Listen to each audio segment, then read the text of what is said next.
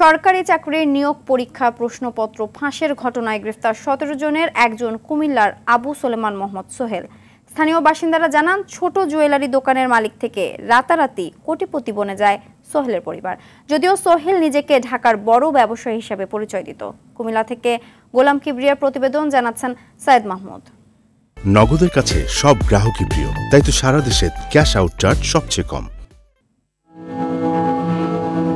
গ্রামের মেধাবী ছেলে ঢাকায় প্রতিষ্ঠিত বড় ব্যবসায়ী সোহেল প্রশ্ন ফাঁসের অভিযোগে গ্রেপ্তার। এমন খবরে চাঞ্চল্যের সৃষ্টি হয়েছে কুমিল্লার আদর্শ সদর উপজেলার বানাসুয়া গ্রামে।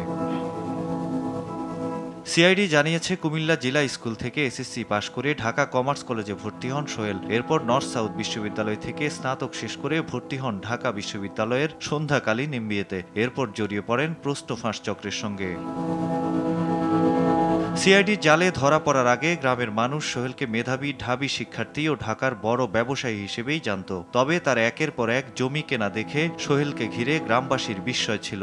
গ্রামের যে কর্নার দিয়ে যাবেন ওই কর্নার দিয়ে তাদের সম্পত্তি আছে, অন্তত ২০০ কোটি টাকার সম্পত্তি আছে তার এলাকার মধ্যে। সমস্ত সম্পদ মালামাল ক্রোক করে দৃষ্টান্তমূলক শাস্তির ব্যবস্থা করার জন্য রাষ্ট্রের কাছে আমাদের পুরা কুমিল্লাবাসীর দাবি। আমরা যত জানতাম সে ঢাকায় গার্মেন্টস ব্যবসা করতো, পাশাপাশি শুনছি শেয়ার বাজারে ব্যবসা করতো। স্থানীয়রা জানান, সোহেলের বাবা আব্দুল ওহাব গ্রামের লোক দিয়ে জমি জমা চাষ করাতেন, সেই টাকায় চলত সংসার। পরে সোহেলের দুই ভাই সুজন ও খালেদ কুমিল্লা সদর ও বুড়িচংয়ে জুয়েলারির ব্যবসা শুরু করেন। এর মধ্যে রাতারাতি কোটিপতি বনে যায় পরিবারটি। সে রাতারাতি এত বড় লোক হয়ে গেল কি করে এটা আমরা জানি না।